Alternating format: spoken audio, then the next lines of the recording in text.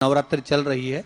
नवरात्रे में जब 5वां दिन नवरात्रे का रहे, चैत्री नवरात्रे का 5वां दिन रहे, और मान लो कि आपके घर में किसी बच्चे की, लड़के की या लड़की का या मंगल विवाह नहीं हो रहा हो या शादी नहीं हो रही हो, या उस लड़के लड़की के लिए बहुत प्रयास कर लिया आपने और उसकी शादी हो ही नहीं रही, अथक प्रयास आपने कर लिया और उसका मंगल विवाह नहीं हो रहा, तो ये देवी भागवत में स्पष्ट कहा गया है, देवी भागवत में वर्णन किया गया है, देवी भागवत में वर्णित किया गया। और देवी भागवत में कहा गया कि आम का जो पत्ते होते हैं, आम का जो पत्ता होता है, आम का जो पल्लव होता है, उस आम के पत्ते पर हल्दी और सिंदूर, इन दोनों से स्वस्तिक का निर्माण किया जाए। देवी भागवत का संवाद है, बहुत ध्यान देना महाराज। जिन कन्याओं का विवाह ना हो पंचमी के दिन, नवरात्रे की कोई सी भी पंचमी, मतलब जो पंचमी तिथि पड़ेगी, कोई भी नवरात्रा हो, चाहे वो 4 नवरात्रे में से, चाहे वो पौष का हो, अश्विन का हो, चैत्र का हो, आषाढ़ का हो, किसी भी नवरात्रे में आप कर सकते हैं। एक पान के पत्ते पर, एक ही पत्ते पर जो 2 स्वस्तिक बनेंगे, एक हल्दी का बनेगा, एक सिंदूर का बनेगा। बस अंतर इतना है, जो हल्दी का स्वस्तिक है उस पर कंकु के चावल अर्थात रौली के चावल, रोली कुंकू के चावल रखना है, और जो सिंदूर का है उस पे हल्दी के चावल रखना। इतना रखकर जिस लड़का लड़की का विवाह नहीं होता उसकी हथेली पर रखकर उसका नाम और गोत्र बोलकर महाराज उसको ले जाकर नीम के पेड़ के नीचे उसको रख दिया जाता है। मात्र 3.5 या 4 महीने ऐसे रहते हैं जिसके अंदर उस लड़का लड़की का विवाह पक्का हो जाता है। जिसका विवाह नहीं होता केवल उसी के लिए। पंचमी कौन सी तिथि? पंचमी, चाहे वो शुक्ल पक्ष की हो, चाहे वो कृष्ण पक्ष की। शिव महापुराण की कथा कहती है आपको सुख अनुभव हो जाए, कार्य सिद्ध। जिंदगी में कभी संपदा कम नहीं हो सकती, संपदा बढ़ती चली जाती है। संपदा घट नहीं सकती, बढ़ेगी और घटेगी, कष्ट नहीं आ सकता, रोग बीमारी तकलीफ नहीं आ सकती। आपके लिए तो लाभदायक है, समझ लो ये कथा। शास्त्र कहता है कि जिसके घर में संपदा की कमी हो, पैसा आ ही नहीं रहा हो, सब दूर उलझ गया हो, बहुत टेंशन चल रहा हो, पंचमी तिथि के दिन गन्ने का रस, गन्ने का रस जानते हो, ईख का रस, गन्ने का रस तुलसी जी के क्यारे में हाथ में लेकर 7 बार अपना नाम और गोत्र बोलकर छोड़ दो। जिंदगी में 3 साल में तो करोड़पति बनकर बैठ जाओगे, कभी लक्ष्मी की कमी नहीं आ सकती। तैयारी में बैठे रहोगे कि फिर पंचमी तिथि आए। हमारे यहाँ सांपों की पूजन कौन से दिन होती है, कौन सी तिथि में करते हैं? जम के बोलो जरा। नाग पंचमी।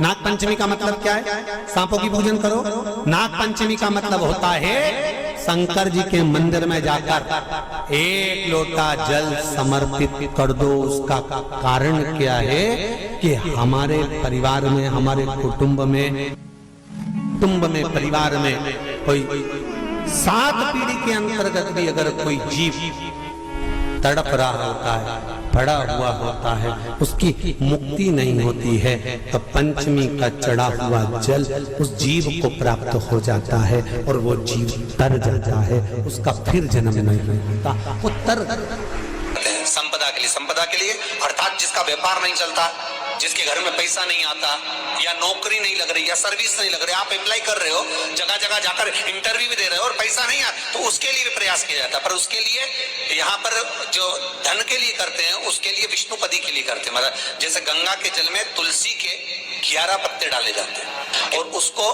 किसी भी नारायण के मंदिर में राम कृष्ण शिव, शंकर नहीं, राम कृष्ण भगवान विष्णु, दत्त आदि जितने नारायण के मंदिर है, उस मंदिर में किसी भी पात्र में, एक छोटे से पात्र में उसको भरकर रखी आते हैं महाराज। उससे भी जॉब, सर्विस, नौकरी में सफलता प्राप्त हो जाती है। परंतु वो भी एकादशी को ही होता है। कुछ देर तक पात्र को रखा जाता है, फिर वही पात्र का जल किसी भी वृक्ष के नीचे डाल दिया जाता है, उससे भी नौकरी के लिए फायदा होता है। गंगा का जल को एकादशी और द्वादशी, इन 3 तिथियों पर एक रोटी में थोड़ा सा मीठा रखकर सोमक पितृ का नाम लेकर यदि गाय को खिला दिया जाता है तो अगर कोई पूर्वज प्रेत योनि में भी पड़ा हुआ होता है, भटक रहा होता है, जिसको पिंड नहीं मिला, जो अचानक मर गया होता है, अधोगति में चले गया होता है, उस जीव की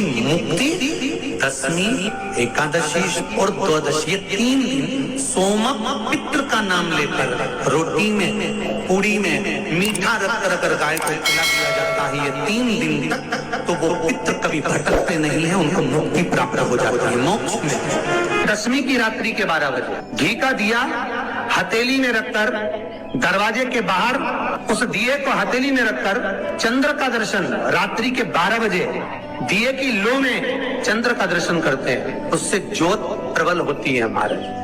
या तो होगा वो नौमी की रात्रि 12 बजे या दशमी की रात्रि की 12 बजे चंद्र का दर्शन, दीप घी का हाथ में जलाकर, नाम गोत्र अपना बोलकर, नरसिंह भगवान का स्मरण कर कर, ज्योति में चंद्र का स्मरण कर कर दर्शन किया जाता है। नेत्र कमजोर हो तो 3 या 4 दिन में ज्योतियों का क्रम बढ़ना प्रारंभ होता है। वैसे तो 15 दिन का लिखा है, पर शिव महापुराण कहती है 3-4 दिन का क्रम बहुत होता है, बढ़ता जाता है। केवल दशमी, चाहे उजाला की हो चाहे अंधेरे की। कौन से महादेव का नाम लेना है? श्रम्भेश्वर महादेव। जब कोई व्यक्ति चिड़चिड़ करता है, क्रोध करता है, गुस्सा करता है, तो महाराज शंकर भगवान का श्रम्भेश्वर महादेव का नाम लेकर 31 बेलपत्र, जिस व्यक्ति को क्रोध आता है उस व्यक्ति का स्मरण कर कर आखा चावल मतलब सेगे चावल के साथ 1-1 बेलपत्र, 31 बेलपत्र कर कर शिव जी के शिवलिंग पर समर्पित करी जाती है, मात्र दशमी की तिथि के लिए। केवल दशमी, चाहे उजाला की हो चाहे अंधेरे की। कौन से महादेव का नाम लेना है? श्रम्भेश्वर महादेव, शिव जी का एक। छोटे छोटे बच्चे रहते हैं, कुछ कुछ बच्चों को माता जबरदस्ती के भोजन कराती है, खिलाती है, ठोकती, मारती, खिलाती है।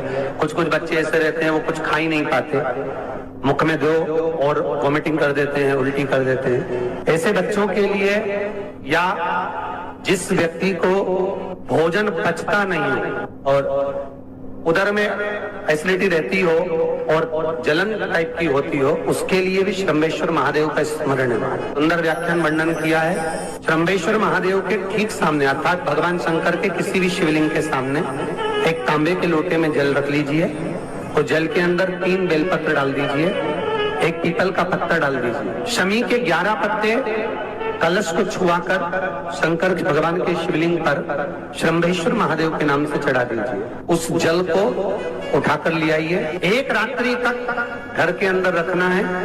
उस जल को श्रम्भेश्वर महादेव का नाम लेकर, जिस व्यक्ति को एसिडिटी होती हो या उधर खराब रहता हो या भोजन नहीं पचता हो या पेट से जुड़ी हुई प्रॉब्लम हो या बच्चों को भोजन कराते हैं और वो वोमिटिंग कर देते हो, ऐसे बच्चे को या भोजन नहीं भा रहा हो ऐसे व्यक्ति को उस जल को सवेरे, दोपहर, शाम 3 बार श्रम्भेश्वर महादेव का नाम लेकर आचमन कराना प्रारंभ कर दो, पिलाना चालू कर दीजिए। 3 या 4 दिन पिलाओगे, अपने आप उदर में भी आनंद रहेगा, बच्चा भोजन करना भी प्रारंभ कर देगा। श्रम्भेश्वर, जिसको साइटिका की बीमारी होती है या स्लिप डिस्क की बीमारी होती है या कमर की रीढ़ की हड्डी कहीं बाकी टेढ़ी होने लगती है या नसें चोक होने लगी हों, काम ना कर रही हों, तो उसके लिए कुंदकेश्वर महादेव पर आप कोई भी सफेद कलर के पुष्प, भगवान शंकर के मंदिर में कुंदकेश्वर के नाम से 31 फूल समर्पित करना है। 31 पुष्प, और कुंदकेश्वर के नाम से 31 पुष्प समर्पित कर कर बेलपत्री के पेड़ के नीचे की जड़ थोड़ा सा भाग निकालकर ऊपर से छीलकर अंदर का भाग शंकर कुंदकेश्वर को चढ़ाना है। उस जड़ को लाकर उसको पीसना है और पीसकर सुबह के समय पर 3 बार उसका कुंदकेश्वर का नाम लेकर सेवन करना है। जिसको साइटिका और जिसको रीढ़ की हड्डी, स्लिप डिस्क, जिसको प्रॉब्लम होती है उसको बाबा कुंदकेश्वर एक ऐसे महादेव हैं, क्योंकि भगवान शंकर के चरण पर पार्वती के द्वारा फेंका गया कुंद का प्रहार हुआ और उससे बाबा को चोट लगी, जिससे बाबा का नाम कुंदकेश्वर पड़ा। जब आप जल शंकर को चढ़ाने तो रोज ही जाते हैं। जब एकादशी का दिन रहे और शंकर जी के मंदिर में आप जल समर्पित करें तो 3 बार मुख से स्वधा स्वधा स्वधा या स्वधा स्तोत्र का पाठ जिसमें 12 श्लोक